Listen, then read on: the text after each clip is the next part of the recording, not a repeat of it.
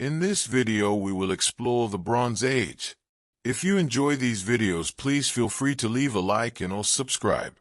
But for now, sit back, relax, and enjoy. Now close your eyes. Let the world you know fall away for a moment. The roads, the lights, the soft hum of electricity that fills every room you've ever slept in. Let it go. Now go back. Not a little. Not a century. Not 500 years.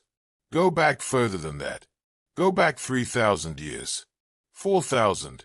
Let the numbers stop meaning anything at all, and just arrive. You are standing at the edge of a forest. It is early morning, so early that the sky is not yet blue. It is the deep, bruised purple of the hour before dawn, and the stars are still visible, though fading now, one by one, like embers going cool. The air is cold. Not cruelly cold, but the kind of cold that sits against your skin and reminds you that you are alive, that your body is warm and the world is not. You notice it in your hands first, then your face. You are somewhere in what we might one day call Central Europe. The year, if such a thing can be said to exist here, is somewhere close to 1,500 years before the Common Era. The Bronze Age is in full stride. And somewhere ahead of you, just beyond the tree line, just past the smell of wood smoke and wet earth, there's a village waking up. It doesn't look like much, not by the standards of what will come later. There are perhaps 12 structures arranged in a rough curve along the high bank of a slow river. The buildings are rectangular, most of them long houses, some people will come to call them. Their walls are made of wooden posts driven into the earth, the gaps filled with woven branches and packed mud. Their roofs are steep, thatched with river reeds and grasses that have been cut, dried, and laid until they shed rain as well as anything. Inside each structure, the air is dense with smoke that has nowhere to go except slowly, through the gaps in the thatch above. This is not a sign of poor design. This is the design. The smoke keeps insects away. It cures the meat and fish hanging from the rafters. It keeps the structure dry. These are not people fumbling through the world. These are people who have solved problems you and I have never had to think about. And they solved them so long ago that the solutions have become invisible, folded into daily life, so completely that no one thinks of them as solutions anymore. They are simply how things are done. The first person to stir this morning is a woman. She is perhaps 30 years old, though if you tried to guess her age you might think her older. Life here leaves marks on faces, on hands, on the way people carry themselves. She has had 3 children. 2 of them lived. Her name, in the language of her people, carries sounds that have no equivalent in any language you have ever heard, something that moves through the front of the mouth like wind through reeds. But for our purposes, and for the long quiet hours ahead, we can call her simply the woman by the fire. She has been sleeping on a low platform of packed earth raised just above the floor, covered with hides of a deer, a beaver, the thick winter coat of an aurochs calf that died 2 seasons past. She does not rise dramatically. She does not spring into wakefulness. She shifts, slowly, the way old tired people shift when the body decides it has rested enough. She lies still for a moment with her eyes open, looking at the underside of the roof above her. A small beetle moves through the thatch. She watches it until it disappears. Then she gets up. The fire in the center of the house is low but not dead. It never fully dies. Not in winter. Not in the shoulder seasons when mornings still carry a bite. Keeping the fire alive is not a chore here. It is closer to a relationship. A responsibility. Fire is not made easily, not in the way we might imagine, striking sparks with 2 rocks and calling it a moment. Fire is labor. Fire is knowledge. Fire is the result of understanding exactly which wood is dry enough, which tinder catches fastest, how to cup your hands just so against the wind, how to breathe into the coal without blowing it out. Some people in the village are better at it than others. The woman by the fire is one of the best. She crouches now and feeds the embers. First dry moss, pulled from a pouch near her sleeping place. Then thin shavings of birch bark, which contains oils that catch with almost no encouragement. She blows once, gently, from below. A thread of smoke rises. She blows again. And then there's light, small, orange, warm, and she sits back on her heels and watches it grow the way you might watch something you have made and are quietly proud of. Outside, the birds have begun. Not many yet. A single thrush, somewhere in the willows near the water, running through its repertoire in the dark. Slowly, the house wakes up. Her husband is the next to stay. He is older than her, not by much, perhaps 5 years, but the difference feels larger in a world where men who hunt and carry and fight and work from first light to last tend to age in concentrated ways. His hands are extraordinary, wide across the palm, thick-fingered, scarred at the base of the thumb from an incident with a flint blade some years before. He wakes with the efficiency of someone who has never had the luxury of waking slowly. He is sitting up before he is fully conscious, listening. This is a habit. Every morning of his life, before he does anything else, he listens to what the world outside the walls is telling him. This morning it tells him nothing alarming. The dog, a mid-sized animal of no particular breed, tawny and slope-backed, sleeping near the door, has not moved. The dog is his alarm system. If the dog is still, the morning is safe. He exhales slowly and runs a hand over his face. In the bed beside where he slept, tucked against the wall, his daughter is still deeply asleep. She is 7 years old. She sleeps with her knees pulled up and her mouth slightly open, and she looks, in this moment, exactly like a child sleeping has always looked and will always look, which is to say, she looks like someone the world has agreed, for a few hours, to leave entirely alone. He looks at her for a moment before he stands. Bronze Age life is often misunderstood. When we imagine it, if we imagine it at all, we tend to imagine it as defined by its hardships. And the hardships were real. We should not pretend otherwise. Life expectancy was shorter, not because people grew old quickly, but because so many did not survive long enough to grow old at all. Children, especially, were vulnerable in the early years. Infection, injury, the accumulated bad luck of living in a world where small problems could become large ones with very little warning. But hardship is not the whole shape of a life. It never is. The people in this village laughed. They had preferences for foods they loved and foods they only ate when there was nothing else. They told stories.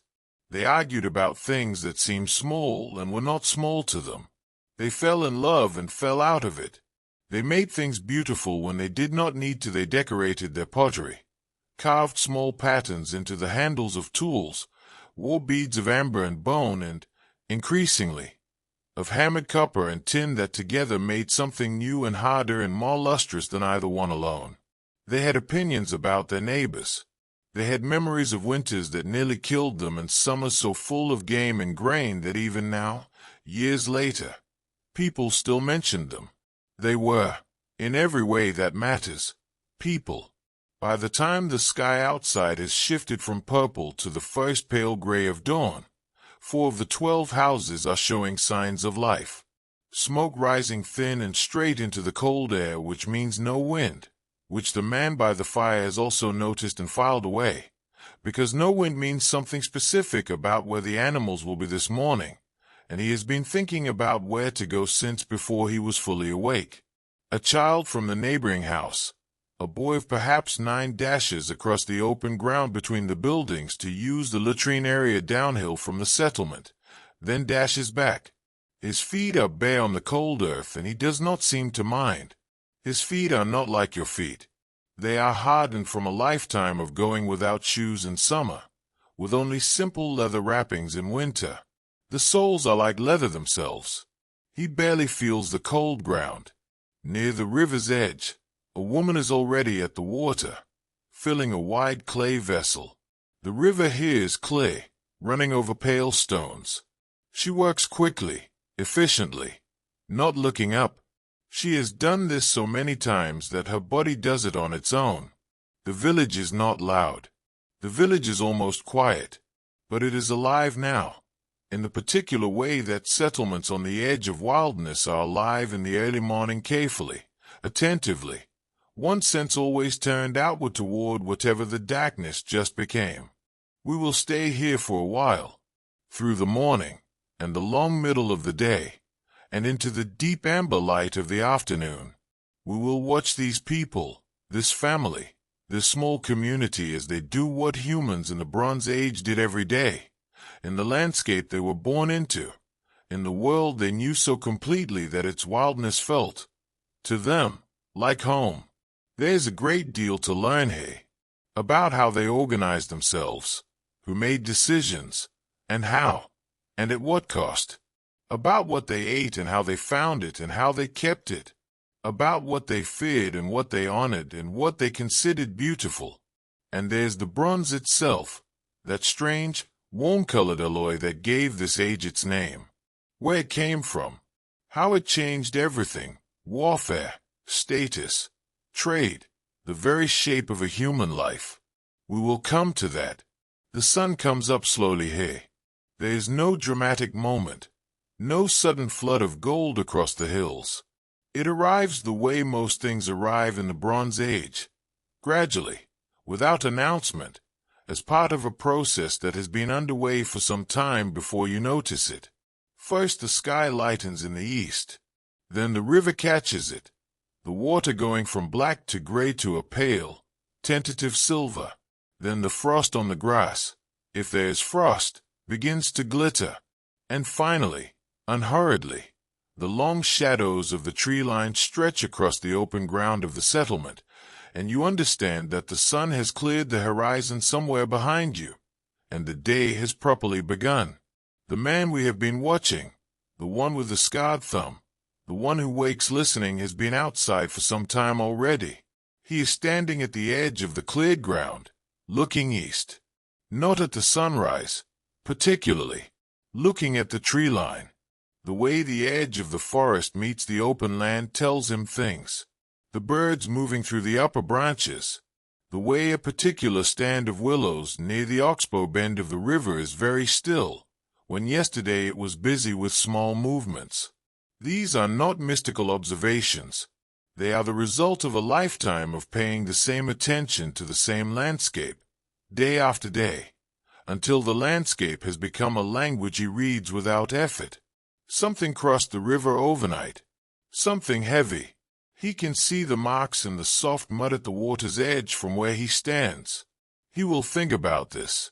File it away. It may matter later, or it may not. He goes back inside. Breakfast, in this household, is not a meal in the way we might think of it. There is no table. There are no separate dishes arranged in any particular order. Eating in the morning is practical. It is about getting something warm into the body before the work begins. It is about fuel. The woman by the fire has been tending a clay pot that has been sitting in the coals since before the rest of the family stirred. Inside it is a porridge not so different, in its basic nature, from porridge people will eat thousands of years from now. It is made from emmer wheat, ground between two flat stones into a coarse flour, then mixed with water from the river and left to thicken over the heat. She has added something to it this morning, a handful of dried wild garlic gathered last spring, still pungent, and a few dried berries that add a faint, sour sweetness to the whole thing. There is no spoon, exactly a broad, flat piece of what serves the purpose. The pot is passed between family members not by pouring but by holding it carefully, tilting it, drinking from it directly, then passing it on. The daughter, now awake and sitting close to the fire with a hide pulled around her shoulders, receives it with both hands the way she has been taught. She blows on the surface before she drinks. This, too, she has been taught. The food is good. Not good in the way we reach for that word now, not interesting, not complex, not an experience. Good in the way that warm food on a cold morning is always good, which is the most honest kind of goodness there is. By mid-morning the settlement has found its rhythm. The day in a Bronze Age village is not divided into hours. There are no hours. Not yet. Not in the way we understand them. Time is organized by the sun, by the tasks that need doing, by the season and what the season demands. But within that, there is a shape to the day that everyone knows without being told, because everyone was raised inside it and has never known anything else. The men are largely gone from the settlement by now. Some have gone into the forest. We will follow them later, in the hours ahead. Others have gone to the fields, which lie on the gentle slope to the south of the village where the soil is deepest and the drainage best. Bronze Age agriculture is not the vast, mechanized affair it will become. The fields here are small irregular patches cleared from the forest edge over generations, maintained with hand tools, sown with emmer wheat, einkorn, barley, and a kind of legume that grows low and fixes something into the soil that keeps it from exhausting itself too quickly. The people here do not know the word for nitrogen. They know that when you plant the small bean-like crop in a field, the field gives better grain the year after. They know this the way you know that a door opens when you turn the handle through accumulated experience, passed down, refined. A man named, and we will give him a name that approximates something in his language's sound. Something like Bren is in the south field this morning, using a wooden ord. The ord is not a plow in the modern sense. It does not turn the soil. It drags a hardened wooden tip through the earth in long parallel lines, breaking the surface, loosening the top few inches. The ord is pulled by a small, shaggy ox whose breath comes in clouds in the cool morning air. Bran walks behind, guiding, speaking occasionally to the animal in a low, flat voice that is neither commanding nor especially affectionate. The voice of someone who has worked alongside this creature long enough that the relationship has become matter-of-fact. His back will ache by midday. It always does. Back in the settlement, the work that happens here, the work that does not go into the fields or the forest is, in its way, even more complex. The woman by the fire, whose name we might render as something like Vesa, has shifted from the morning fire to a task that will occupy much of her day. She is making a pot. Pottery in the Bronze Age is not a casual craft. It is not something you pick up when you have a free afternoon. The knowledge of how to select the right clay, where to find it, how to judge its texture, how to mix it with temper so it doesn't crack in the firing. This knowledge is deep and specific, and it belongs to certain people more than others. Vesa learned it from her mother, who learned it from Hayes, in an unbroken line of transmission that runs back further than anyone can trace. She is working the clay with her hands, rolling a long coil of it between her palms and laying it against the base she has already formed, smoothing the join with a wet finger. The technique is called coil building. Though she has no name for the technique, it is simply how pots are made. She hums while she works. Not a song exactly, a pattern of sound that she falls into when her hands are busy and her mind is partly elsewhere. The pot she is making is for storage. It will be wider than it is tall, with a thickened rim and two small lugs on the shoulder for a rope to pass through. When it is finished and fired and sealed on the inside with a coating of pine resin, it will hold grain through a winter. It is, in its way, as important as anything made in this settlement. Stored grain is the difference between a hard spring and a catastrophic one. There are children everywhere. This is one of the things that surprises people when they imagine Bronze Age settlements, the sheer number of children. Families are large, not because Bronze Age people didn't understand how families were made, but because large families are a strategy. More children means more hands. More hands means more food, more safety, more of everything that keeps a family alive. The grief of losing a child, which happens here with a frequency that we in our era would find unbearable, does not make children less beloved. If anything, it makes them more so. Vesa's daughter, we will call her Talai, is supposed to be helping with the clay this morning. She is, in a loose sense, helping. She is also watching a dung beetle make its way across the ground near the fire pit with an attention that suggests she finds the beetle more interesting than the clay, which her mother has noticed and has chosen, this morning, not to address. Taylor is 7. She is learning, constantly, in the way that children in pre-literate societies learn not from instruction alone, but from immersion. She watches everything. She imitates. She asks questions that are sometimes insightful and sometimes completely inexplicable, and her mother answers some of them and deflects others with the practiced efficiency of a woman who has answered a great many questions in her life. 2 other children, a boy and his youngest sister from the neighboring house, are near the animal enclosure at the edge of the settlement, watching the goats. Not tending them in any formal sense. Just watching. Learning the animals' behavior, their sounds, their moods. This, too, is education.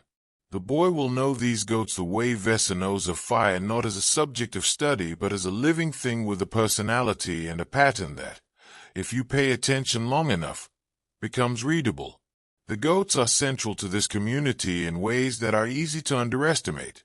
They are not primarily meat animals, though they are eaten when they die or when the winter makes it necessary.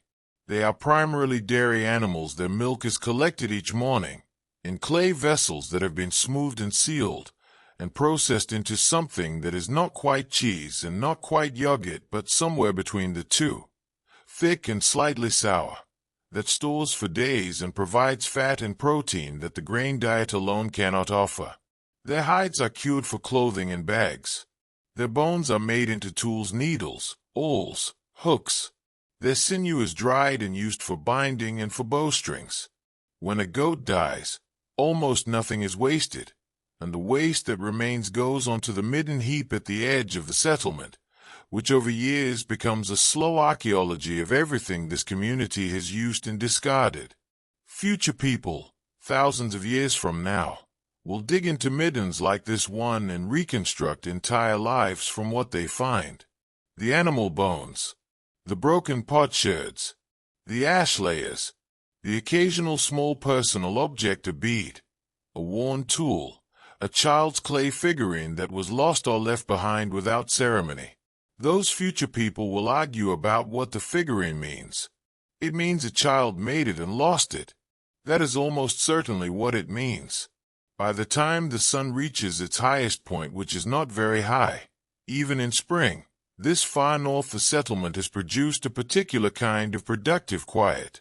There is the steady sound of Vesa working her clay, the distant sound of the yard moving through soil in the south field, the occasional low complaint of a goat, a child laughing, briefly, then stopping, wood being split somewhere near the back of the settlement.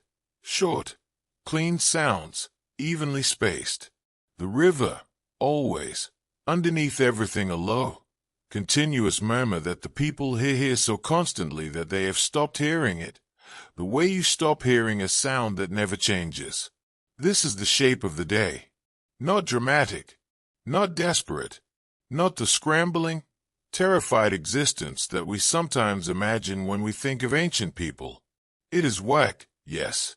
It is constant and physical, and there is no separation between the work that sustains life and the life itself. They are the same thing, completely interwoven. But there is ease in it, too. An ease that comes from knowing exactly what is needed and how to provide it. From having a skill that is genuinely necessary, from living in a place so thoroughly known that you belong to it the way a tree belongs to the ground it grows in. Vesa smooths the rim of the pot. The beetle has disappeared. Talai, apparently tired of watching it, has come back to help with the clay after all. They left before the mist had lifted. 3 men, moving in single file along the edge of the tree line, their breath visible in the cold air, their footsteps deliberate and quiet on the frost-stiffened grass. The man we know is the one with the scarred thumb, whose name in his language sounds something like Onwalk Second. Ahead of him is an older man, perhaps 50, moving with the slightly stiff-hipped gait of someone who has spent decades folding himself into low crouches and rising again.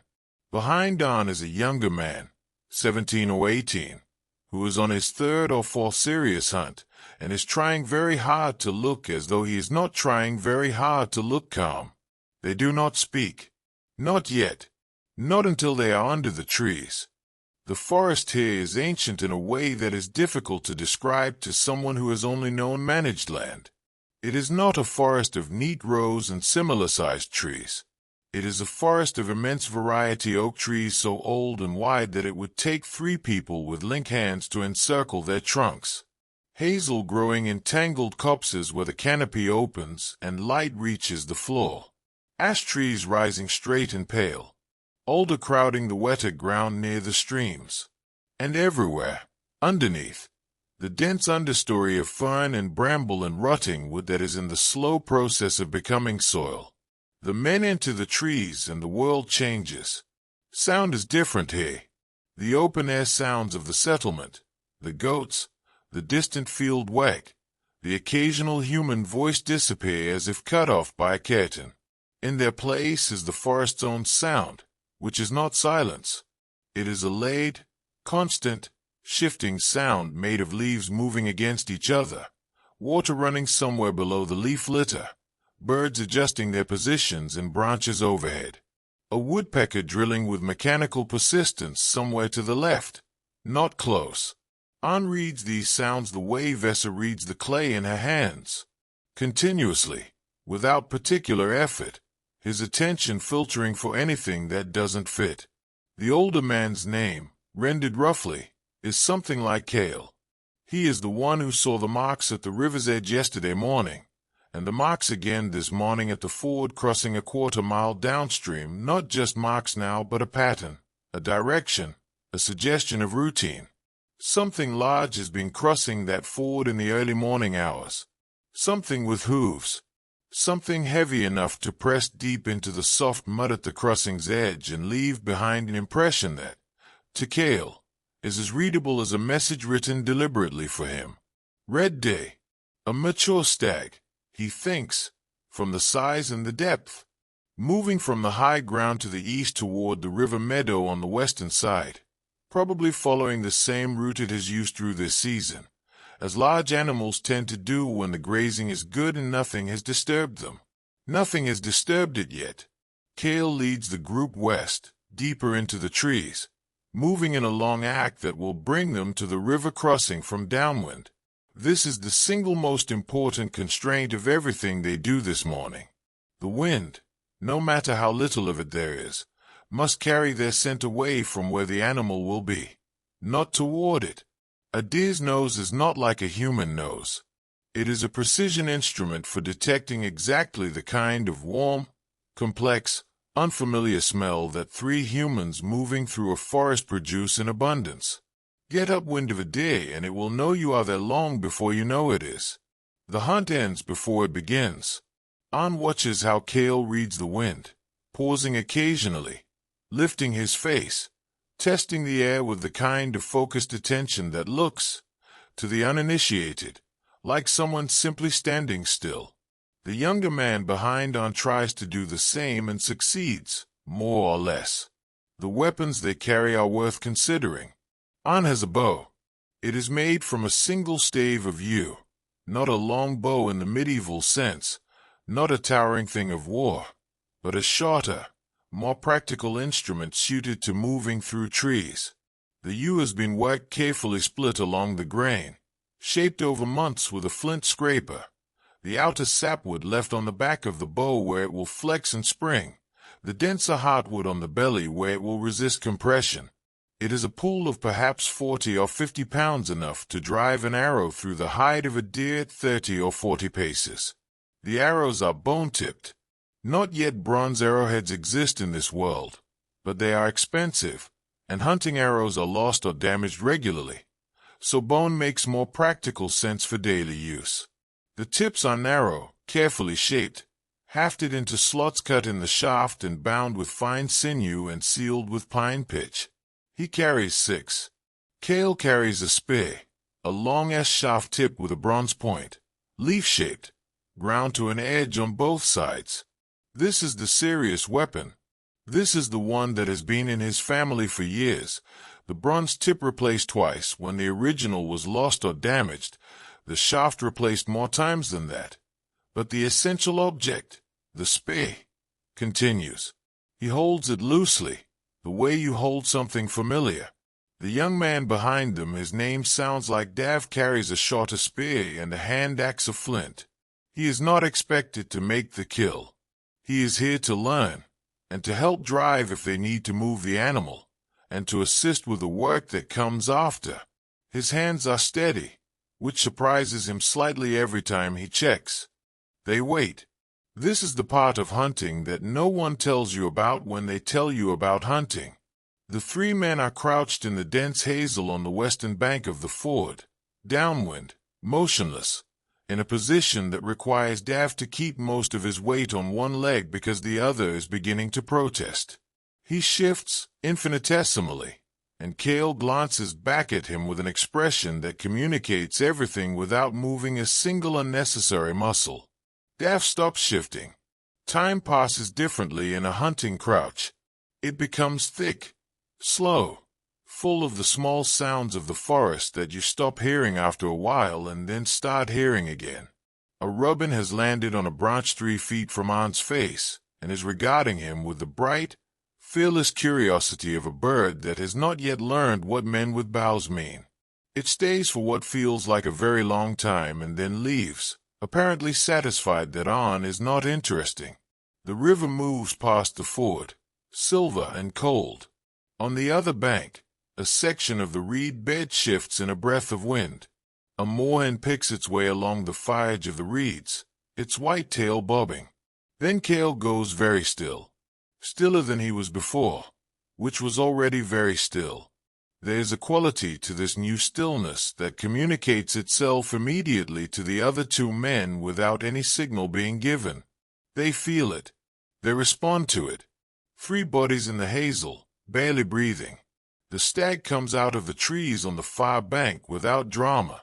It is simply there, where it wasn't a moment before. A large animal, dark-shouldered, its antlers in airy velvet, carrying its head in the particular way of a deer that is alert but not yet alarmed. It smelled something, perhaps, something at the edge of what it can process.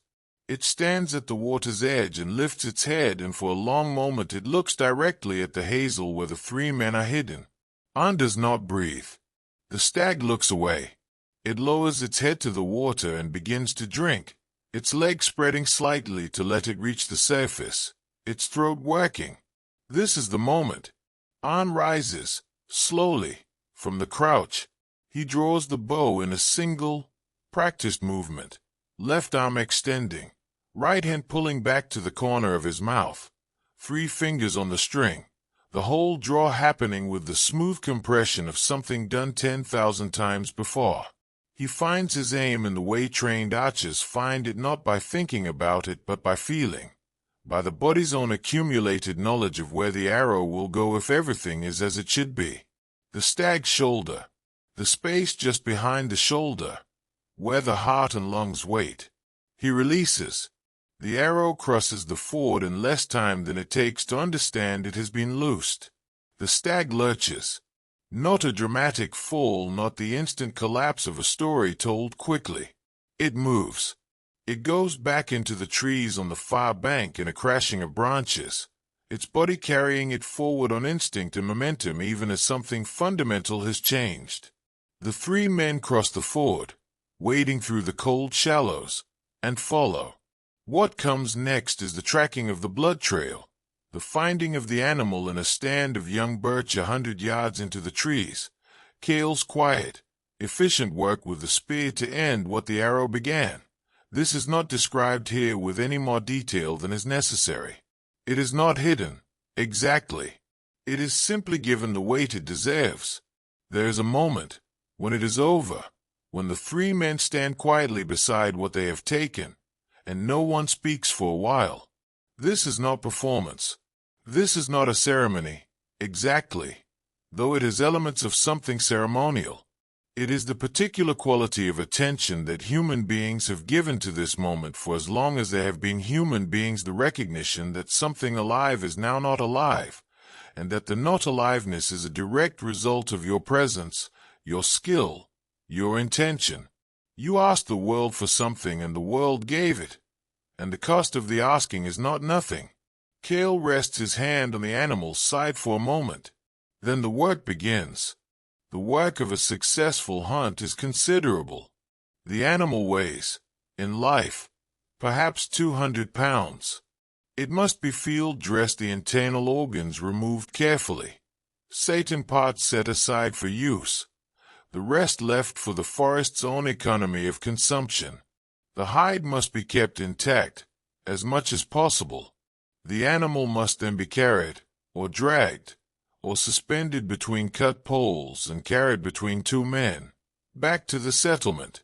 This is where Daverns is placed this morning. He is young and strong, and his back does not yet have opinions about carrying heavy things for long distances. He and An take the front poles.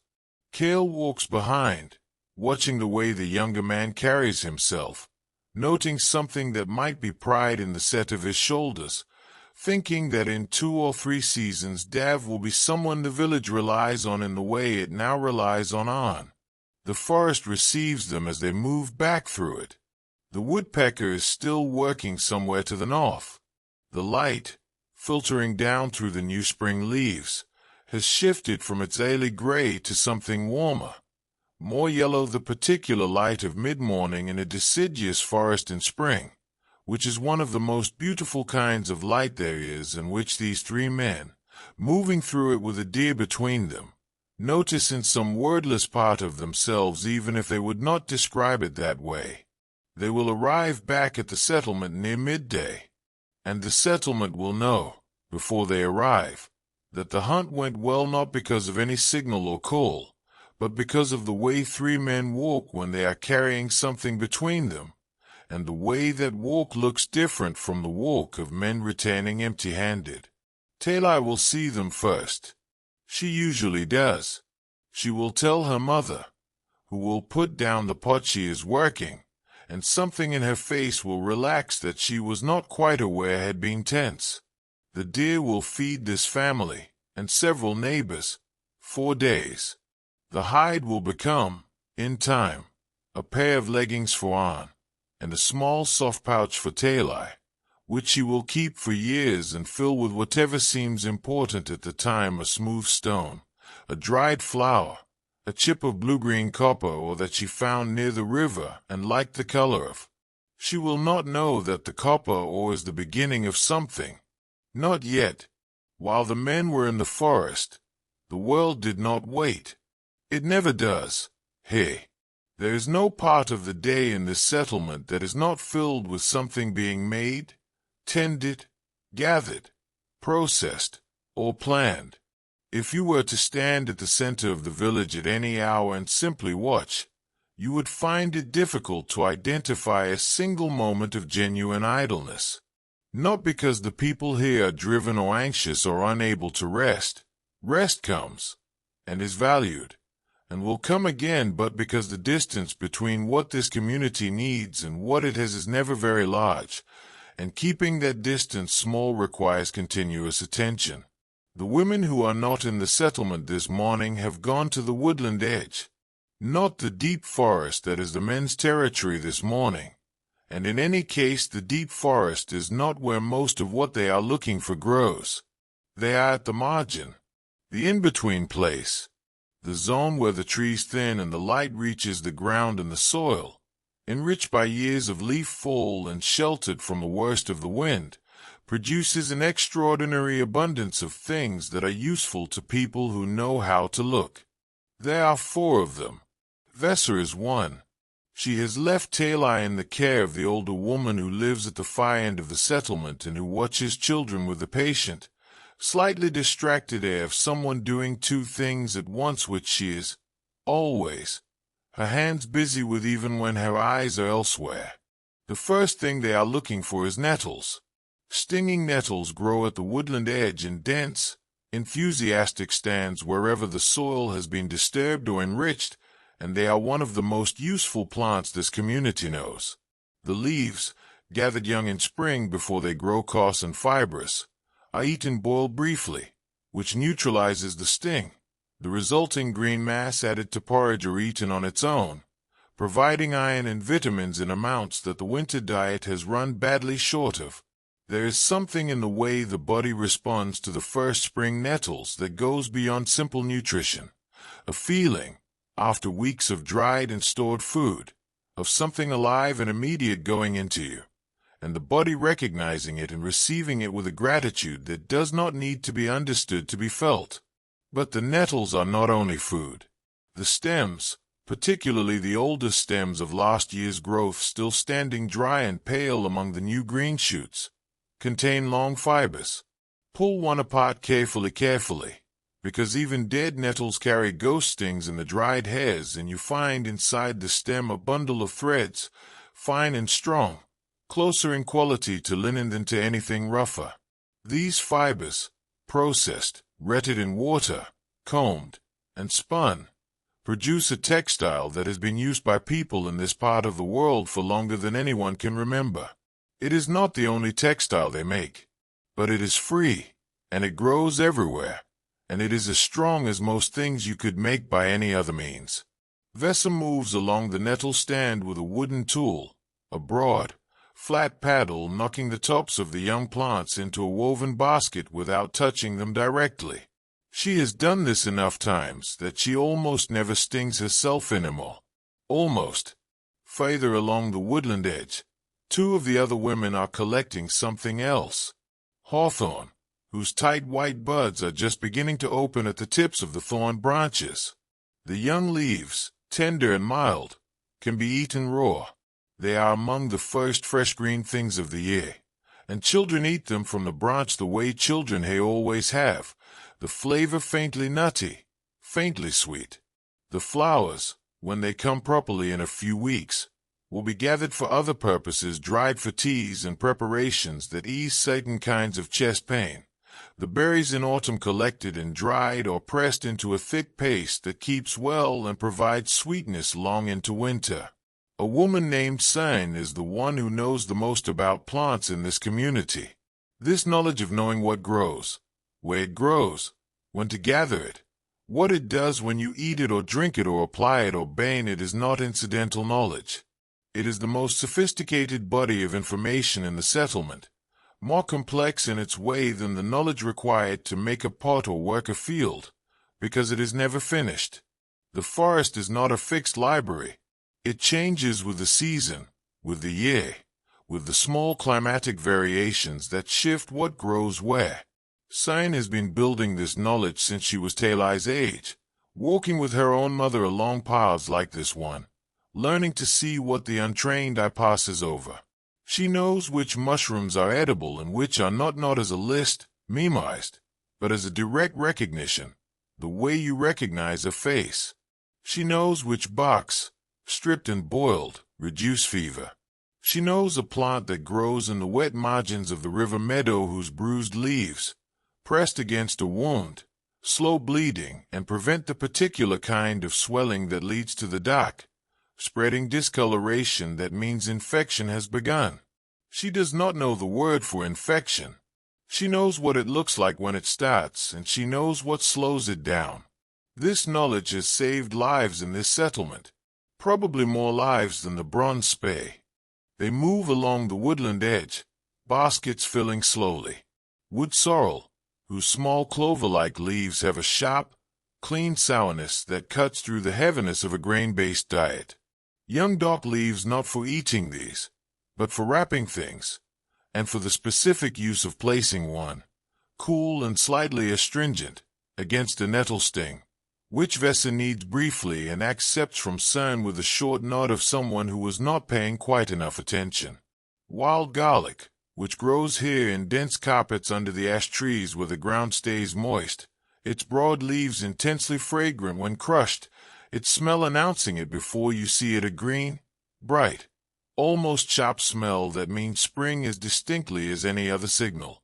The bulbs can be dug and stored. The leaves can be eaten fresh for weeks. It will be used in almost every meal for the next month until it dies back, and then it will be dried, and the dried leaves and dried flower heads kept in clay pots through the summer and autumn. There is something quietly extraordinary about watching 4 women move through this landscape with this level of attention. They are not wandering. They are not foraging in the vague sense that word sometimes implies, randomly searching, hoping to encounter something useful. They are working in known territory with a mental map of extraordinary detail. This stand of nettles produces the best fiber because the soil here is particularly rich from the old latrine area that has been out of use for years. The hazel on the south-facing slope leaves out 2 weeks earlier than the hazel on the north side of the ridge. The morel mushrooms, if they appear at all this year, will appear in the ring of ground around the base of the old dead elm, where sand saw them 3 springs ago and has checked every spring since. This is knowledge that took generations to build and is held now in the minds of the people who live here, transmitted in the way all knowledge here is transmitted in the act of doing together.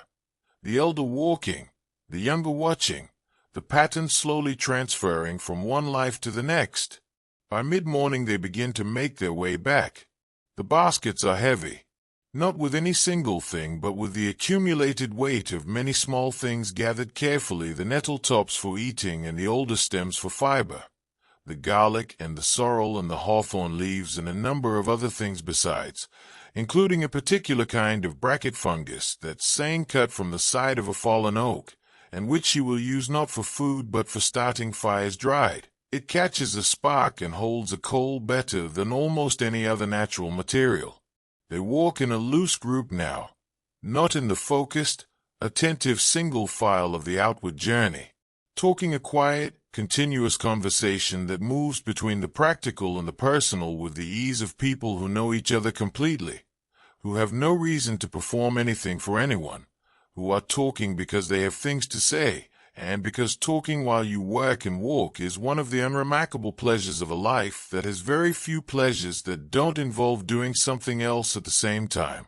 We don't know what they are saying. We can imagine it, though. Something about Taylor's recent behavior that Vesa has found both exasperating and faintly amusing. Something about the condition of the south field and whether the soil there, which produced a thin crop last year, will do better this time with the bean crop planted in rotation. Something about a woman in the next settlement, 2 hours' walk to the north, who had her baby 3 weeks ago, and whether it was a good birth, and how the mother was doing. Something, perhaps, about the sounds that came from the direction of that northern settlement last autumn, the particular quality of those sounds, and what they might mean, and whether what people were saying about the group to the east was something to take seriously. But that is for later. For now they are walking home through the spring morning with full baskets, and the sun is on their faces, and somewhere ahead Taylor has just spotted them coming across the open ground and is running to meet them with the full-body urgency of a child who has been waiting for what feels, to her, like an extremely long time. Back in the settlement, the afternoon is a study in industry. The nettle leaves go immediately into the cooking pot. They will form part of the midday meal, eaten when the men return from wherever they are.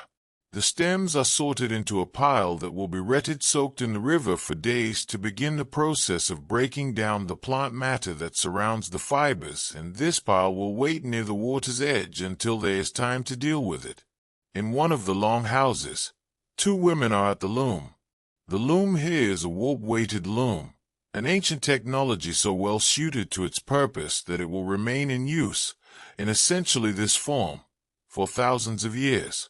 It consists of a wooden frame, leaned against the wall, from which vertical threads hang down, weighted at the bottom with fired clay loom weights that keep them taut.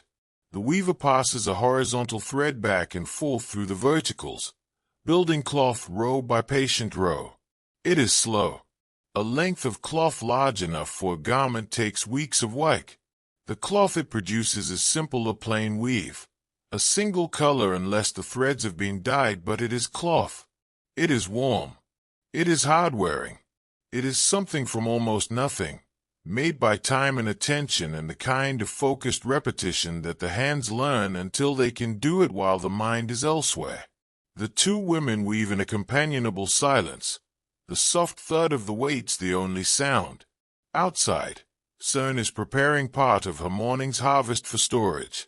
She works with the efficiency of long practice sorting, trimming, bundling, hanging small tied bunches from the roof beams of her house where the warmth and smoke will dry them slowly over the days ahead.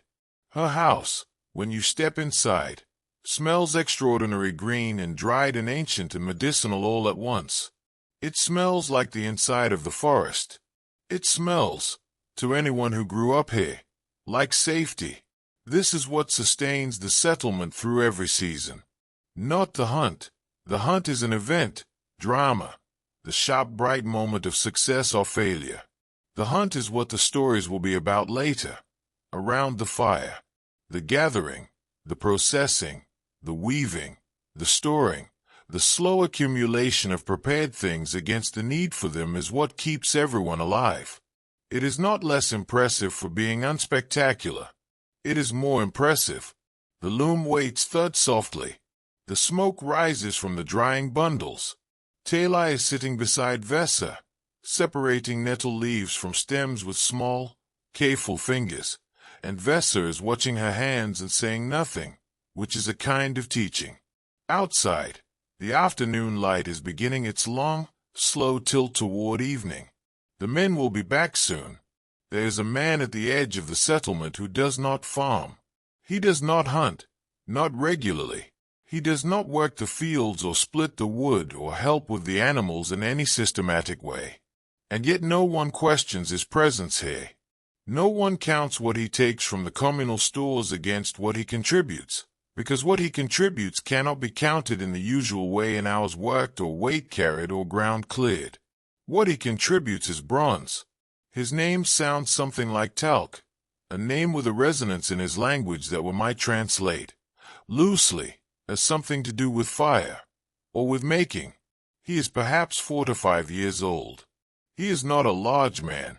His arms are ropey and strong from years of work at the bellows and the hammer, and his hands bear Burns' old ones, long-heeled to smooth pale patches, and newer ones in various stages of healing that he regards with the mild, practiced attention of someone who has long since made peace with the occupational facts of his life. He is a small structure set slightly apart from the main cluster of buildings. Not for any social reason he is not excluded, not marginal, but because what he does produces heat and smoke and occasional alarming sounds, and the proximity to thatched roofs that this combination implies is something everyone in the settlement agreed, without much discussion, was best avoided. To understand what talc does, you have to understand what bronze is. And to understand what bronze is, you have to understand what it was before it became bronze. Copper is the beginning. Copper exists in the earth in certain places, not everywhere. Not near here, in veins and deposits that were laid down by geological processes so ancient they predate not just human beings but most life on Earth. Somewhere, a long way from this river valley, there are mountains where copper ore comes close enough to the surface that people have been able to find it, dig it, heat it until the metal runs free from the rock, and collect what pools at the bottom of the fire. Pure copper is useful. It is malleable and you can hammer it into shapes. It holds an edge better than stone, though not by as much as you might expect. But copper has a weakness. It is soft. Under sustained stress, it bends. Under repeated impact, it deforms. A copper axe head, used hard, will blunt and warp in ways that a careful person can work around but that impose real limitations. Then someone, and we do not know who, or exactly when, or whether it happened once or many times in many places, discovered that if you add tin to copper in the right proportion, something new emerges. Something that is neither copper nor tin but partakes of both and exceeds them. Bronze is harder than copper. It holds an edge better. It can be cast into complex shapes that would be difficult or impossible to hammer from a flat sheet. When it is polished, it has a color warm, reddish gold that no stone and no other metal can quite replicate. This discovery changed everything. Not quickly.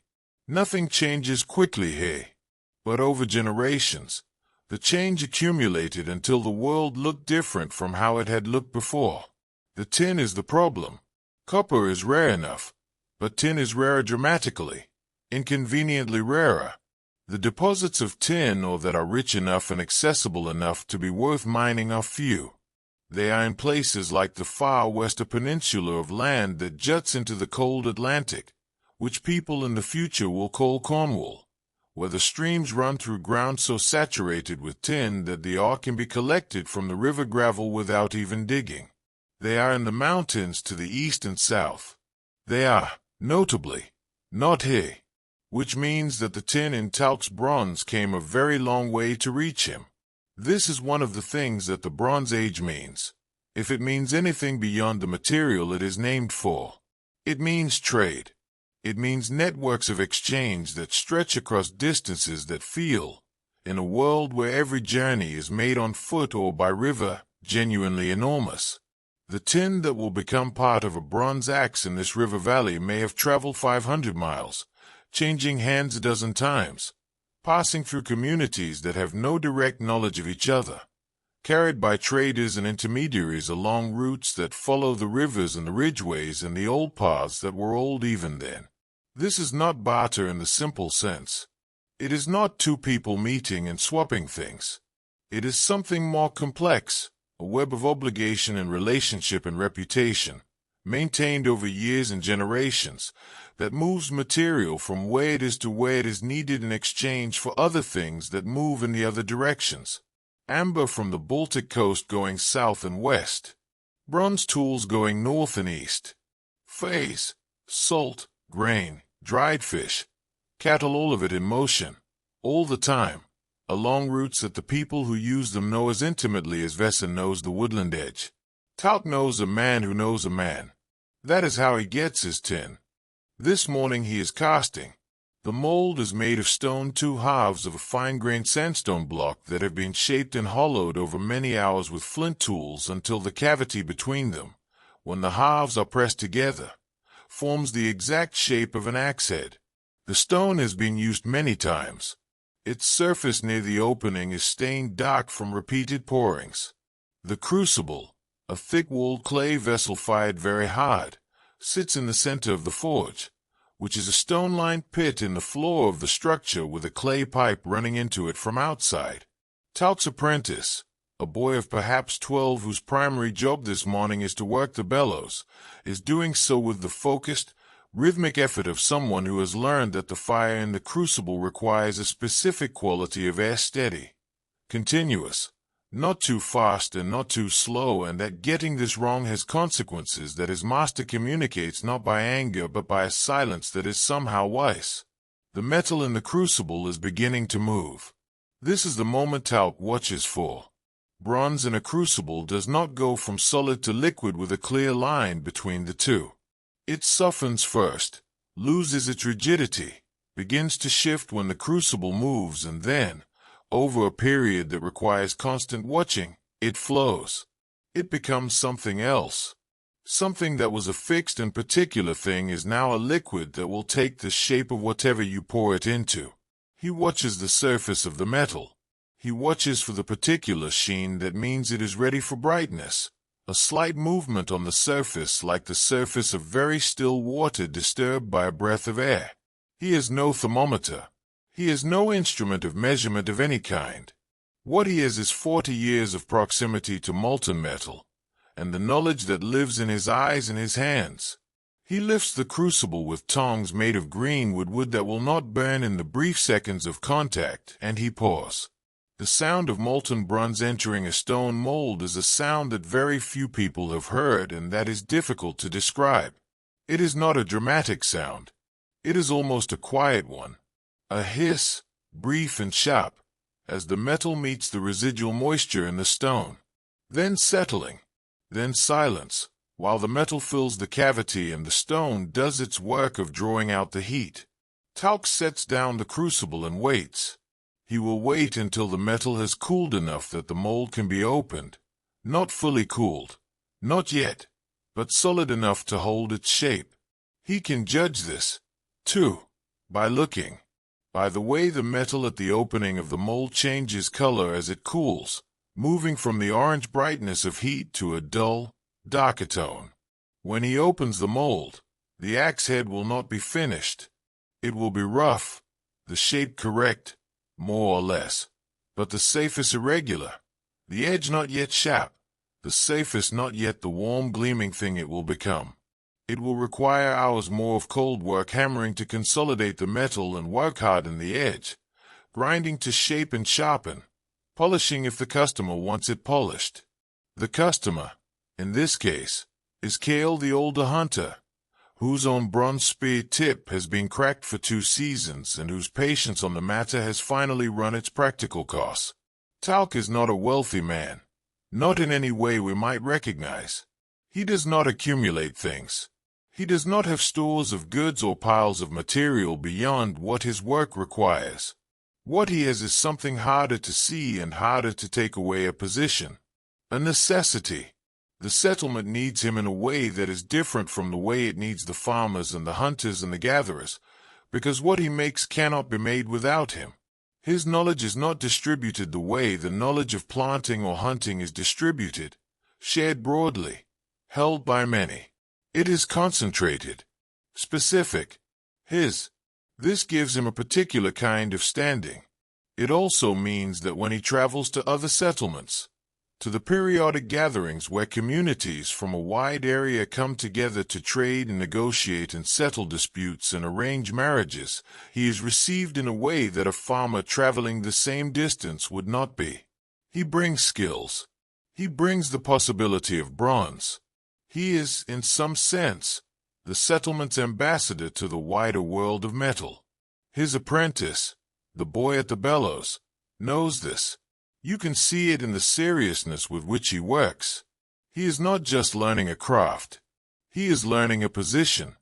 Outside Talc's forge, the afternoon light is doing something beautiful to the river. The sun has moved around to the west now, and where it strikes the water through the gap in the trees it turns the slow current into something that looks briefly like the thing itself, the thing the metal is named for. That warm, reddish gold, alive. Tayla is down at the river's edge, as she often is. She has the small piece of copper, or she found the chip with the blue-green patina that she has been carrying in her hand intermittently for days. She doesn't know what to do with it. She doesn't know yet, quite, what it is. But she knows it is the same color as the things that Talc makes. The same color as the tip of Cale's spear. She carries it to the forge entrance and stands there until Talc notices her. He looks at the chip of ore in her hand. He looks at her face. He holds out his hand, and she puts the chip into it, and he turns it over once, twice, examining it. He tells her where he thinks it came from. He tells her what it is. She listens with the quality of attention she reserves for things that seem important. Her eyes very still. He gives it back to her. She will keep it for years. Long after the pouch it lives in has worn through and been replaced.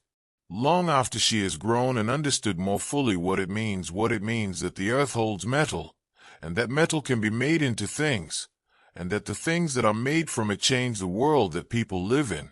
Slowly, in ways that take generations to see clearly. For now she just nods and goes back to the river. And Talc goes back to his work. The bellows breathe in and out. The fire in the pit glows orange and then white and then orange again. The stone mold sits cooling, holding its secret shape.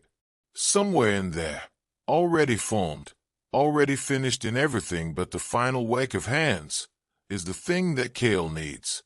Something that started in the earth of a mountain far away has traveled, hand to hand, river to river, to arrive here, to become this, to be used. Rest now. The metal is cooling. Everything is as it should be. By late afternoon, the settlement has gathered itself back in. The hunters have returned and we watch them come, the poles between their shoulders, Tayla running to meet them across the open ground. The women have come back from the woodland edge. Bren has left the south field and washed the soil from his hands in the river with the methodical thoroughness of a man who has been thinking about doing exactly this for several hours. The children, who dispersed in various directions throughout the day, have been drawn back by the smell of cooking and the particular quality of the late afternoon light. That means the day's work is ending and something easier is about to begin.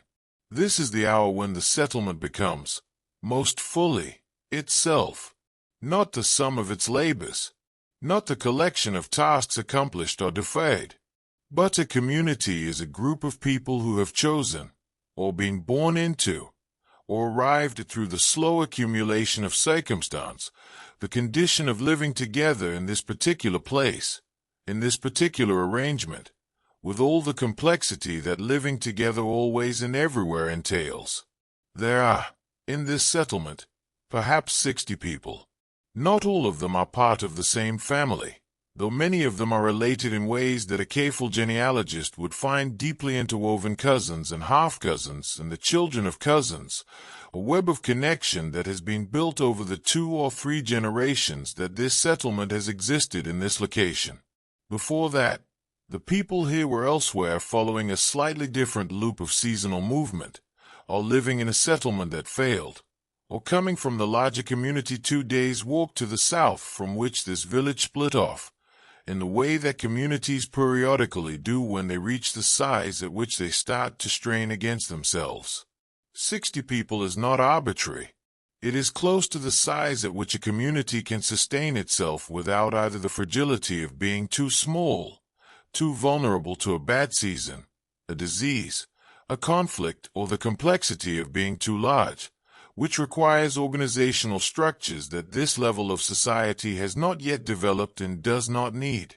60 people can know each other, can hold each other in mind, can navigate the full texture of each other's personalities and histories and grievances and affections without requiring formal rules to manage the interactions, because the interactions are personal, and the personal is sufficient.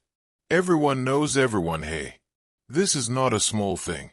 It is, in fact, one of the most significant facts about life in this settlement, because it shapes how decisions are made, how disputes are resolved, how resources are allocated, how newcomers are received, how the old and the sick and the very young are cared for.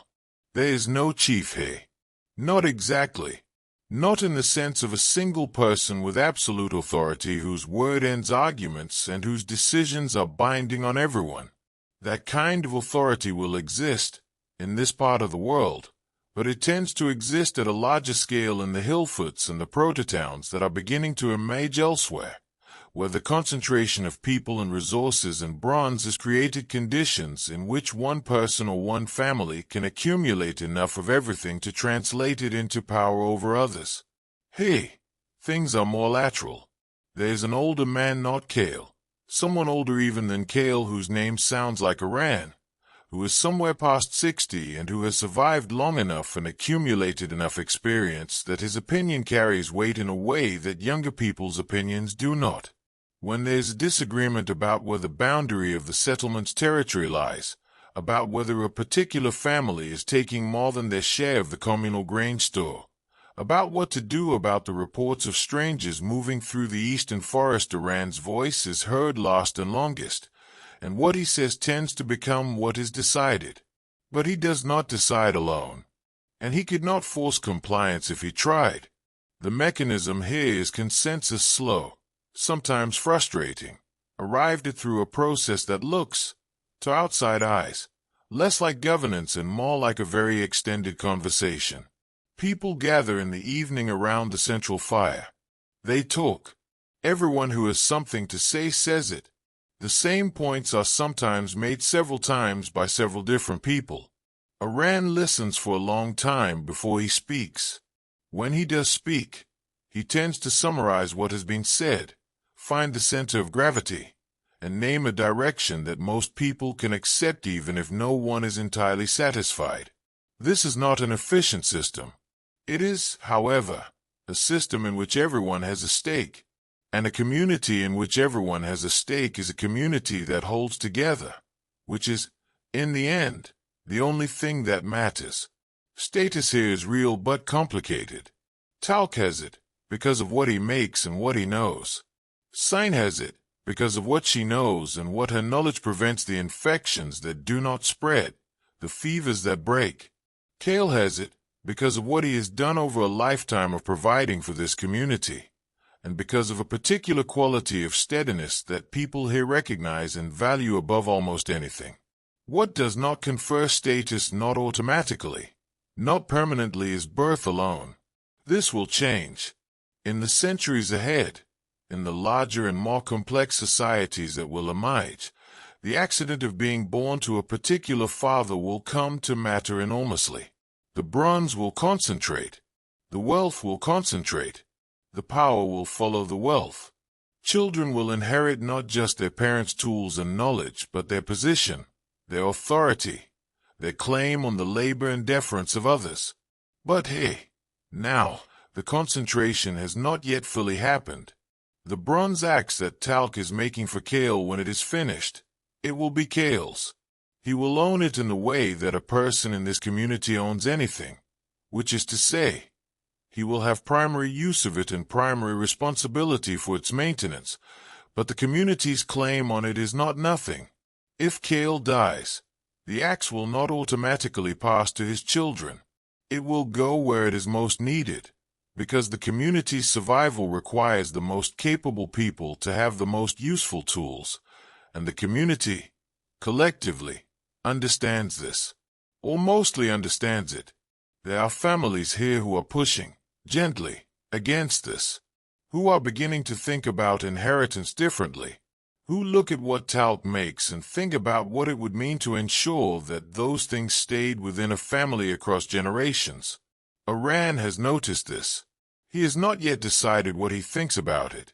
The marriages in this settlement are neither simple nor purely practical. They are arranged, in the sense that they are discussed and agreed upon by families rather than decided unilaterally by the two people most directly affected. But this is not the same as the purely transactional marriages of later, more stratified societies. The young people involved have opinions, and those opinions are not ignored, because ignoring them tends to produce unhappy households, and unhappy households in a 60-person settlement are a problem that affects everyone. A marriage here is also a political event, in the small-scale sense it creates or strengthens a bond between two families, which has implications for cooperation in the fields, for support in a dispute, for the circulation of knowledge and skill between households. When a girl from this settlement marries into another, she takes with her everything she has learned here. When a man comes from outside to join a household, he brings skills and knowledge from wherever he came from. The young man Dav who walked behind On in the forest this morning, who carried the deer back on steady shoulders, is at an age when these conversations are beginning to happen around him and about him. He knows this.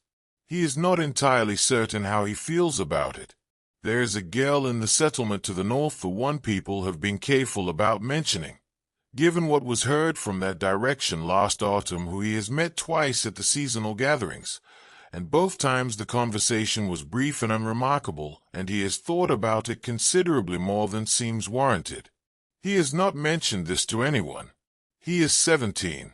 He will keep it to himself for a while yet. The evening meal is communal, at least partly. The deer the hunters brought back has been butchered. On and Vess are working together with flint blades in the practice division of labor that comes from years of doing the same task together, each knowing without discussion which part of the work belongs to whom. The best cuts are set aside for immediate cooking. Others are salted, rubbed with coarse rock salt that came, like the tin, from a long way away along the trade routes and hung in the smoky upper air of the longhouse to cure. For tonight, there is meat.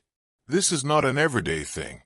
Meat, especially the quantity that a full deer provides, is an occasion, not a ceremony, not a feast in any formal sense, but a shift in the texture of the evening, a loosening, a particular kind of ease that settles over the settlement when the smell of roasting drifts across the open ground between the houses and everyone knows what tonight will be. People move toward the central fire as the sun goes down.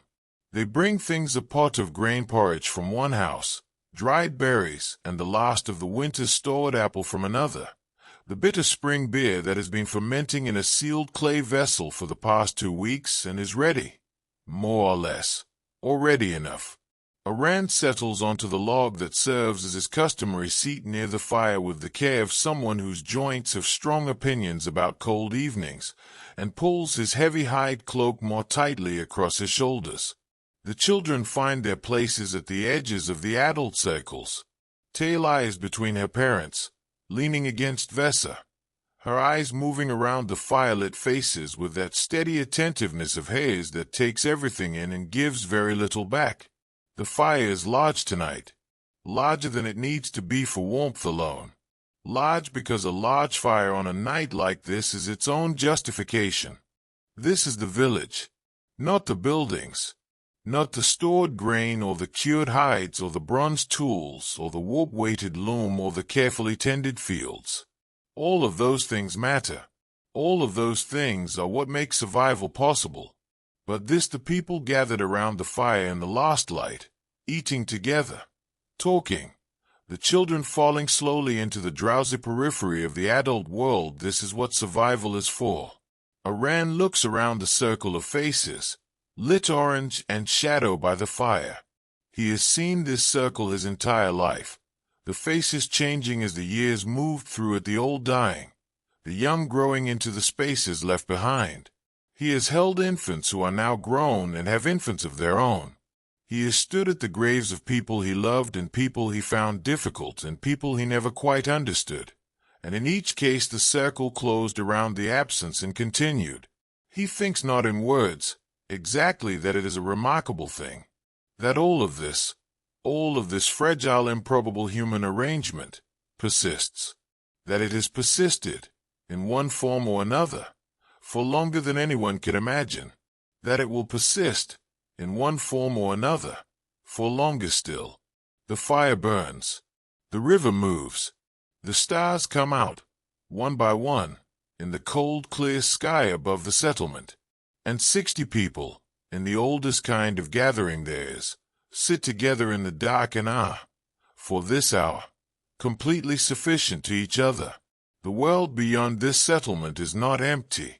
It can feel that way, sometimes standing at the edge of the trees, looking out at the unbroken forest that runs east and north for what feels like forever, hearing nothing but the wind and the birds and the river. It can feel as though this settlement exists alone, a small lit thing in an enormous dark. But this feeling is not accurate, and the people here know it is not accurate, because they have walked in every direction from this place and found, always, eventually, the signs of other people, other fires, other cleared fields, other middens, other paths worn into the ground by feet going back and forth between places that matter to someone. The world is full of people, not full in the way it will one day be full, not the shoulder-to-shoulder fullness of cities and roads and everywhere you look evidence of human occupation.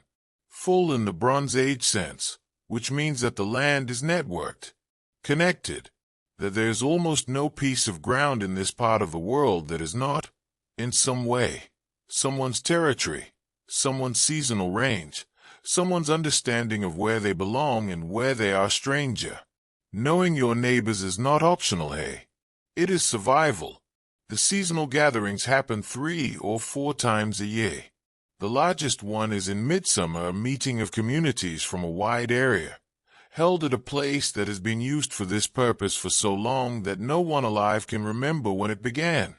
It is a low ridge above a river confluence, a day and a half's walk from this settlement, where the ground opens into a broad meadow and there is fresh water and space enough for 100 people or more to camp for several days without crowding each other into conflict. People come from every direction. They come to trade the practical, necessary exchange of things that are abundant in one place and scarce in another. Salt, metal, certain kinds of stone, dried fish from the coast, which people here have never seen but which arrives, wrapped in bark, smelling of something they have no name for the sea, though they do not know it as that. They come to negotiate to resolve the disputes about territory and grazing rights and water access that accumulate over a season of living close to other communities' edges.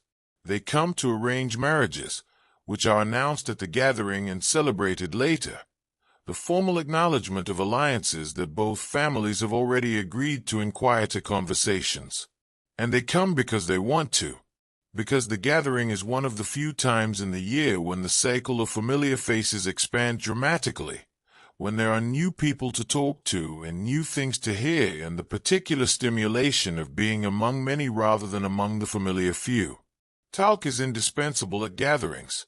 He sets up his small portable forge, a clay bowl, a set of bellows, a collection of molds, and works for the entire duration, repairing tools, casting small items to order, demonstrating techniques to other smiths from other settlements who have their own ways of doing things and from whom he learns in return.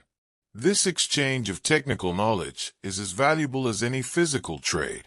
He comes home from every gathering knowing something he did not know before. The settlement to the north is called, in the rough geography of the people here, something that translates approximately as the River Fork people named for the place where they live, the confluence of two streams that creates a particularly fertile floodplain and a natural crossing point for travelers moving east-west. They have been neighbors for as long as this settlement has existed. Not friends. Exactly, the relationship is more careful than friendship, more formal, built on a history of negotiated agreements rather than affection. But not enemies either. There have been marriages between the two communities. Talc has repaired tools for River Fork people and been paid in dried fish, and once, memorably, in a length of woven cloth so fine it seemed impossible that it had been made by the same basic process as the rougher textiles produced here. Last autumn, something changed. It came in pieces. The way news always comes here, not as a single report but as an accumulation of fragments, each one individually ambiguous, the pattern only becoming visible when you held them all together and looked. A trader who passed through in early autumn mentioned, in passing, that the River Fork settlement seemed quieter than usual. Fewer people are visible. Less activity at the edge of the fields. Then a family arrived, a man, his wife, two young children who had been living in a smaller settlement even further north and who had decided, they said, to move south. They did not say why, exactly. They gave reasons that were true but felt incomplete. They settled into the settlement here with the relief of people who have been anxious for some time and are glad to be somewhere that feels safer, though they did not use the word safer. Then on found the marks. Not deer tracks this time. Boot prints, or rather, the prints of feet wrapped in hides bound with cord, a slightly different style of wrapping than anyone in this settlement uses, pressed deep into the mud on the eastern bank of the river, a mile north of the settlement. Several people, moving south, moving quietly, which is not the way traders move. Traders announce themselves, make noise, call out from a distance, because a group of strangers approaching silently through the forest is a group of strangers that arrives with an arrow in them. An brought this to Aran that evening. Aran listened. He asked 3 questions. Then he sat quietly for a long time. What is happening to the east is not entirely clear. It may never be entirely clear, not to the people living through it, because the forces at work are large and slow and their full shape is not visible from inside them. What is clear from the fragments, from the traders' reports, from the evidence of anxious families moving south, is that something is shifting in the balance of things. There is a group, east of the River Fork people, whose name in the language of the people here carries a connotation of difficulty, a word that is not quite threat and not quite stranger but somewhere between the two. They have been there for some time, on the other side of a ridge that everyone here treats as an informal boundary, beyond which this settlement does not go and from which people do not, ordinarily, come. The boundary has always been informal. That is both its strength and its weakness. What seems to be happening, and this is the interpretation that Aran has arrived at slowly, over months, testing it against each new fragment as it arrives, is that the group to the east has grown. Perhaps because several smaller groups have consolidated. Perhaps because a particularly capable leader has brought people together who were previously separate. The reason matters less than the consequence, which is that the informal boundary is being pressed. Not attacked. Not yet, and perhaps not ever. But tested. Felt for weakness, the way water tests a dam, not aggressively, not with intent, but with the simple, patient pressure of more people needing more land. The River Fork people are in the middle of this. And the River Fork settlement, which was quieter than usual last autumn, is quieter still now. Dav knows a girl there. We noted this before. And it has not resolved itself. Her name, rendered roughly, sounds like Mary, a name from the River Fork community's slightly different dialect, which gives it an unfamiliar sound to Dav's ear that he has spent more time thinking about than is probably reasonable. She was at the Midsummer Gathering last year. She will be at the Midsummer Gathering this year. If there is a Midsummer Gathering, if things remain stable enough for the gathering to happen as they always have. He has spoken to An about the prince on the eastern bank. An told him what he told Iran, which is the truth. The prince could mean many things. Could be hunters ranging wide. Could be a scouting party. Could be traders from further east taking an unusual route. Could be something else. Dav nodded at this and said nothing more. But that night he did not sleep for a while, lying in the longhouse listening to the river and thinking about things he could not quite name, a feeling that the world outside the settlement was rearranging itself in ways that had not yet fully arrived here but were coming, slowly, with the patient pressure of water against stone. The trade routes are also speaking. Talc has noticed that the trader who usually brings his tin, a compact, weathered man who travels a circuit that covers 3 days of walking in each direction, came later than usual this season. And when he came, he brought less than usual, and his price was higher, and he did not stay for the evening meal the way he normally does, which is a hospitality that both parties value and that its absence, therefore, communicates something. When Talc asked, carefully, the trader said the eastern routes were complicated this season. He said it in the way people here say things they mean, as a warning, not directly, because directness on this subject is its own kind of risk, but with a weight in the phrase that both men understood. Complicated. Talc filed this away with everything else he had heard and thought about while he worked, the bellows breathing, the fire building, the metal moving toward its transformation. Bronze requires 2 things that must come from different places and travel long distances to meet. If the routes are complicated, if the network of trade and relationship that moves tin from the mountains to the northwest and copper from the southeast is disrupted, even partially, even temporarily, the bronze slows. And when the bronze slows, the tools stop being replaced, and the weapons stop being repaired. And the advantage that bronze provides begins to erode. An advantage, once eroded, is noticed by the people you have it over.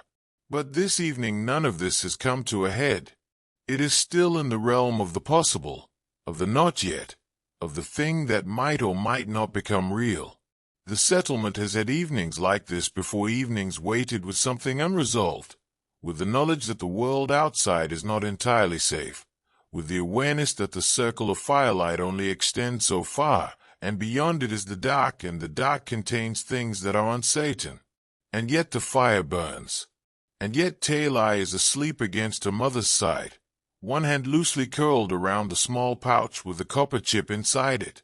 And yet Iran is telling a story, a long, slow story about a hunt that happened before most of the people listening were born, involving a bear and a broken spear, and an outcome that everyone has heard before and that no one is tired of, and the faces around the fire are lit and easy, and the food has been good and the beer has been drunk, and the river is saying its constant, patient thing in the dark beyond the settlement's edge.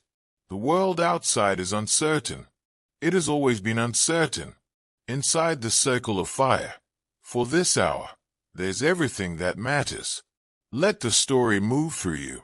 Let the firelight settle. Whatever is coming will come in its own time. Tonight, the settlement is whole. Rest in that. There is a riverbank in Denmark, not far from a place that will one day be called Tollens, a name that means nothing yet, in any language anyone here speaks. The river there is narrow and dark, moving through flat land under a wide sky. It is a peaceful-looking place, the way many places where difficult things have happened look peaceful afterward, the landscape indifferent to what it has witnessed, the grass growing over everything with its usual patience. In the water and the mud of that riverbank, archaeologists in our time have found the remains of more than 100 people. The bones are fractured in specific ways that bone fractures when struck with force from a particular direction, at a particular angle, with a particular kind of implement. Some of the people in that riverbank were struck from behind. Some were struck from in front, which means they were facing what was coming. Some have healed injuries alongside their fatal ones, old breaks, old wounds, which means they were people who had been in violent situations before this one and survived them, until they didn't. The date of what happened at Tollens is approximately 1,250 years before the Common Era, the Bronze Age. We do not know what happened at Tollens. Not exactly. We know the scale: more than 100 dead, possibly many more. The bones spread across a wide area that suggests movement, pursuit, the fluid geography of a battle or massacre or something between the two. We know the weapons: bronze swords, bronze spearheads, flint arrowheads, wooden clubs. We know that some of the people there came from a long way away, because the chemistry of their teeth which records, in its composition, the minerals of the water and soil where a person spent their childhood shows signatures from regions far to the south and west of Denmark. They were not all local. Some of them may have been warriors in a more formal sense, men who traveled with a leader, who fought as a group, who were part of something that looks, from this distance, like an organized military force rather than simply neighbors in a dispute about a field. This is a significant thing, because it means that by the mid-Bronze Age, violence had begun to organize itself, to professionalize, in a grim way. The informal raiding of small groups crossing a boundary, taking something, retreating was still happening, but alongside it something larger was beginning to emerge. Leaders who could assemble and equip and move groups of armed men across distances, bronze sufficient to arm them. A logic of conflict that had outgrown the purely local. Back in this settlement, by this river, in this spring that we have been watching, the conflict has not yet arrived in this organized form. What has arrived, a week after the evening we left, is news. A man came from the north from the direction of the River Fork settlement, traveling fast and without his usual equipment, which meant he had not set out intending to travel but had left in a hurry. He arrived at the edge of the settlement at dusk and was brought to Iran, and he talked for a long time, and afterward Iran sat by the fire for even longer than usual and said very little to anyone. What the man said, stripped of its specific names and the particular geography of the River Fork community's location, was this: a group had come from the east. They had not come to trade. They had moved through the River Fork territory over several days, not as an army, nothing as organized or as large as what happened at Tollens, but as something that functioned similarly. A group large enough to make resistance by a single settlement unwise. Taking things, grain from the stores, livestock from the enclosures. Not burning, not killing. This time, though, the implication in everything the man said was that the restraint was deliberate, a statement of capability rather than a limit of intent. The River Fork people had not fought back. They had watched from the edges of their settlement, from the trees, from the places you go when the calculation of resistance versus accommodation has been made and accommodation has won. They had waited until the group moved on, and then they had assessed what remained and begun the harder process of figuring out how to survive a winter on stores that were now substantially short of what they needed. The man who came south was looking for help, for grain to make up the shortfall, for whatever alliance or assurance this settlement could offer. Aran's response to this took 3 days to arrive at. Not because he was slow, because he was thorough, because he understood that what he decided here was not just about this season and this request, but about what this settlement was, and what it was willing to do, and what the consequences of different choices would be not just immediately but over years. He talked to everyone, who's read of the physical world, the tracks, the sounds, the way the forest felt on the eastern approach was the most reliable intelligence available. Talk, whose network of trade relationships gave him the broadest view of what was happening across the wider region. San, whose opinion he trusted in ways he didn't always explain, because she was not primarily a political thinker, but she understood people with an accuracy that cut through to what mattered. Kale, who was old enough to remember the last time something like this had happened a generation ago, a different group from a different direction, a crisis that resolved itself for reasons that were never entirely clear. He talked to Vesa, which surprised some people and did not surprise others. And then he gathered the settlement and said what he had decided, which was this: they would send grain to the Riverfolk people. Not all they could spare, but enough to matter. And they would send on and 2 others to walk the eastern boundary of their own territory, not as a military force, not as a threat, but as a presence, a visibility, a statement that this settlement was attended to and not unaware. And they would wait. This is how most conflict actually works, at this scale, in this time.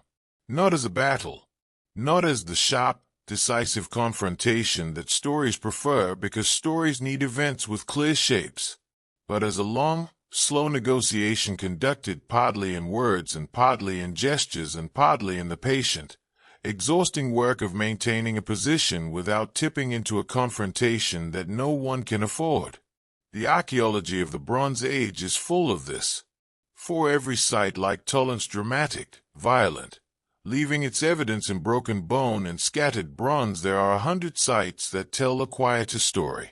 Settlements that moved, boundaries that shifted, trade routes that went dormant for a generation and then reopened, communities that consolidated 2 smaller settlements became one larger one, not because anyone planned it but because the safety of numbers made the logic unavoidable. The bronze weapons found in rivers and bogs across Europe, the swords and spearheads and axes deposited deliberately in the water, in the earth, in places that are clearly not accidental, speak to a world in which violence was real and its instruments were significant enough to be offered to whatever powers were being appealed to. Give this back to the water. Keep us safe. Let the thing we are afraid of pass. People were afraid. Reasonably. The world was not safe, and they knew it. And they kept going anyway.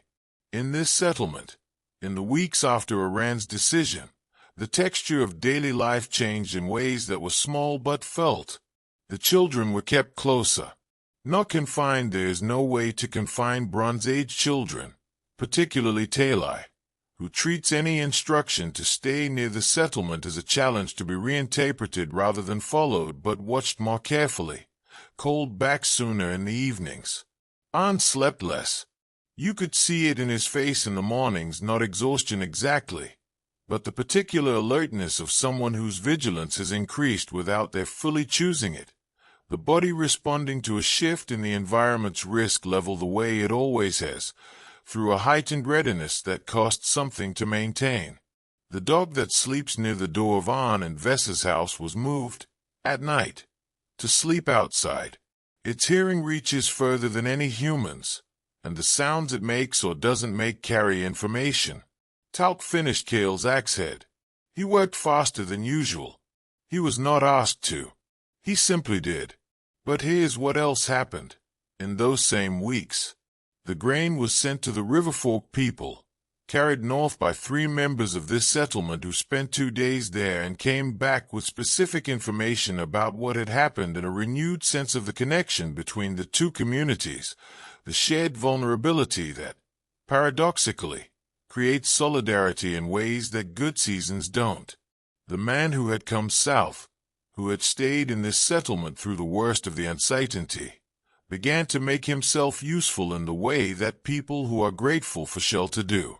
He had knowledge of basket-making techniques that no one here used, and he shared them without being asked, sitting in the evenings working his hands and answering questions. Dav, who had walked the eastern boundary with An and spent 2 days in the forest paying the kind of attention that An had been paying his whole life, came back different. Not traumatized. Nothing violent had happened. The eastern boundary had been quiet and the forest had told them nothing alarming, but changed in the way that young people change when they are given serious responsibility and discharged it seriously. He said less than usual for a few days after. Then he said something to An, quietly, about the girl from the Riverfork settlement. He said it simply, without excess. He said he wanted to know if she was all right. An looked at him for a moment. Then he said he would find out when he could, which was not a promise but was close enough. The threat, in the end, did not arrive here. It came close enough that it was felt, close enough to change things, close enough to leave a mark on the way this community thought about its position in the world. But it turned, or slowed, or found other channels. The group from the east moved in a different direction. The pressure redistributed. The crisis that felt imminent receded into the merely possible, and the merely possible is livable. The merely possible is, in fact, the permanent condition of life here, as it is everywhere. The Riverfork people survived their short winter. It was hard. 2 elderly people died who might not have died otherwise, the cold and the short rations taking the margin from lives that had very little margin left. This is a violence too quieter, less visible, leaving no arrowhead in the bone but real. The settlement mourned its neighbors' losses. Cern went north in early spring with medicines and knowledge and stayed for a week, which was its own kind of sending. The fire has burned down to a low, steady glow. Not the large fire of the venison evening that was an occasion, that was celebration. This is the ordinary fire of an ordinary night, which is its own kind of sufficiency. Orange at its heart, edged with the blue of heat too intense for color. The wood is settled into coals that hold their warmth with a patience that live wood doesn't have a slow, steady release.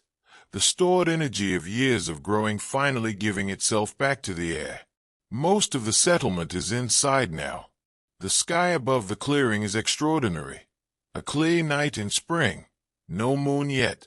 The stars so dense and present that the darkness between them seems almost incidental, an afterthought of a sky that would prefer to be entirely light. The people here do not have names for all the stars. They have names for some of the ones that tell you something useful about the season, the direction, the time of night. The rest are simply there, as they have always been, doing whatever stars do, which no one here fully understands, and most people here have made a kind of peace with not understanding. In An and Vessa's longhouse, Talai is asleep. She fell asleep early, as she often does in the hour after the evening meal, one moment present and engaged, the next simply gone, the way children go to sleep, completely and without transition, as though sleep were a place they step into rather than a state they move toward. She is on her sleeping platform, the beaver hide pulled up around her shoulders, her breath slow and even. The copper chip is in its pouch beside her. She has kept it through everything, through the weeks of uncertainty, through the days when the adults' faces were careful in the way they go when they are thinking about things they don't want the children to absorb. She carried it in her hand on the day the man from the north arrived and the settlement shifted its quality. She carried it on the day the grain was sent away, watching from the settlement's edge as 3 adults she knew moved north with what seemed to her a significant portion of the world's security. She doesn't know what the chip means, fully. She knows what Tout told her, that it is the beginning of metal, that the earth holds it and fire releases it and hands shape it into the things that this age is built from. She knows that it came from the river and that she found it and that it is hers. She will carry it for years, and then one day she will give it to someone, for a reason that will make sense at the time, and it will pass out of our sight. An is still awake. He is sitting near the low fire, not quite at it, a few feet back, in the dimness at the edge of the firelight, which is where he often sits in the evenings. His hands are resting on his knees. He is not doing anything. He is simply being in the way that people who spend their days paying intense physical attention to the world sometimes need to simply be, for an hour, without attending to anything. Vesa is nearby, not quite asleep either, lying on the sleeping platform with her eyes open, looking at the underside of the thatch. They are not talking. They have been together long enough that silence between them is not an absence of communication. It is a kind of communication about the specific comfortable silence of two people who have spent years in close proximity in a small space and have learned, over that time, the difference between the silences that mean something is wrong and the silences that mean everything is all right and words would only clutter it. This is the second kind. Outside, the dog shifts once and is still. In other houses, other endings of other days, Kale, sitting with his new axe head in his hands, Talc has finished it, hafted it onto a new ash handle, delivered it that afternoon, turning it over in the firelight, feeling the balance of it, the specific weight of well-made bronze in the hand, which is different from the weight of stone or of lesser metal. He has been a hunter for 40 years. He has held a lot of tools. This one is good. He puts it down beside the sleeping platform and lies back and closes his eyes, and sleep takes him with the efficiency it reserves for people who have worked hard and have nothing left unresolved tonight. Talc in his forge house, which smells of charcoal and metal and the sharp green smell of the birch bark he burns for its particular quality of heat. He is not working. The forge is banked. He is sitting in the doorway, looking at the stars, holding a small piece of bronze in his hand, a casting that went wrong, a shape that is no shape in particular, a misfire that he kept because there is something in the irregular surface of it that catches the light in a way he finds unexpectedly beautiful. He has several of these, kept in a clay pot, mistakes that became something else. Sane is asleep already, deeply. The sleep of someone who went north and came back and did what needed doing and whose body has now presented its bill. Dav is awake in the long house he shares with his family, lying on his back, looking at the roof. He is thinking about Mary, who is all right. An found out, as he said he would, through the slow relay of information that connects these communities. She is all right. The River Fork settlement is managing. The spring is better than the winter was. He lets out a breath he may have been holding for some time. He closes his eyes. Aran is the last person in the settlement who will sleep tonight. He is always this.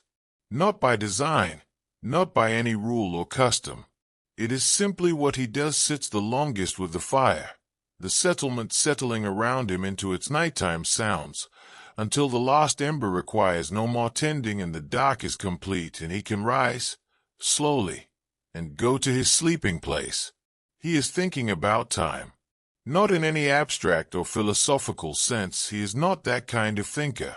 He is thinking about it in the specific, personal way that very old people think about time, which is to say he is noticing how much of it there is behind him now and measuring it against what is ahead and finding the calculation interesting rather than frightening, which is a kind of wisdom that takes a long time to arrive at and that not everyone arrives at even then.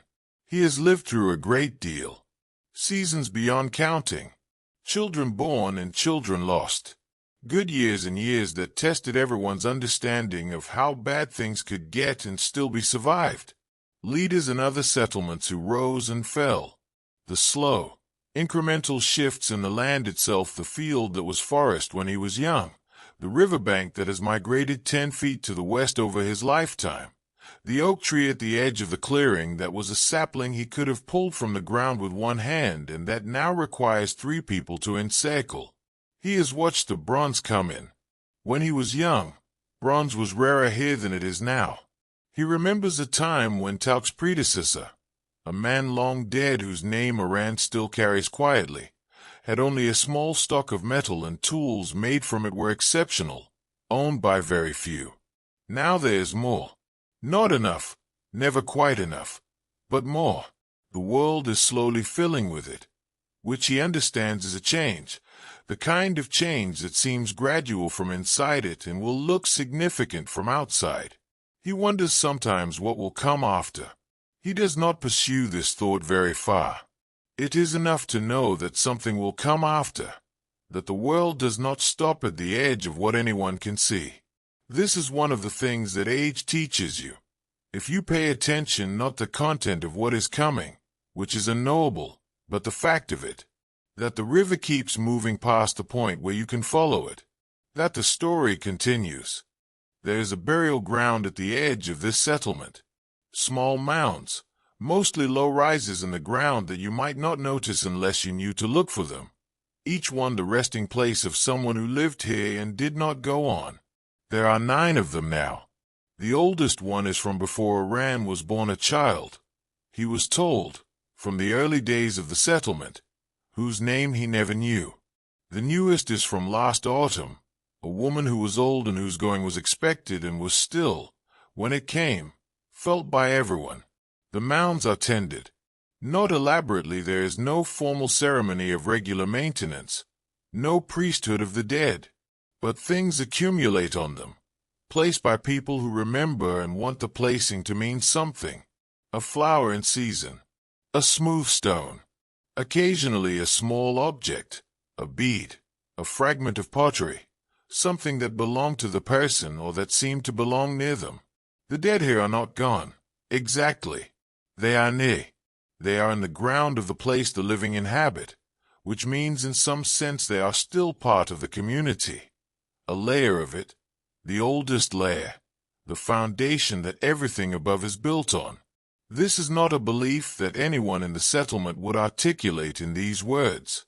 It is more immediate than a belief. It is a feeling, the particular feeling of a place that has been inhabited for long enough that the inhabitants are in it, of ground that holds more than soil. Iran sits with this feeling for a while. Then he lets the last ember die. The settlement is silent. Not completely, the river is never completely silent, and there are always the small sounds of sleeping people and sleeping animals and the building itself breathing in the cold, the creak and settle of wood. But silent enough. Still enough. The stars move overhead, imperceptibly, as they always have and always will. And here's what you should know. As the night deepens and the story comes to its ending, the people you have spent these hours with, An and Vesser and Talai, Kale and Talcon, Cern and Dav and Iran, the man who came from the north with bad news and learned basket making, the boy at the bellows, the girl with 2 children who will appear at the edge of the settlement in a few weeks looking for somewhere safe, the dog asleep by the door, they are gone. Now, in the most complete sense. They lived. They died.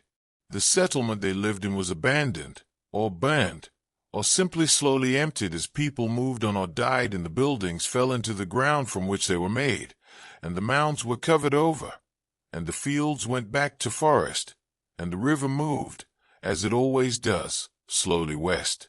Nothing visible remains of them. And yet, the techniques that Vesser used to build her pots are the ancestors of techniques still in use.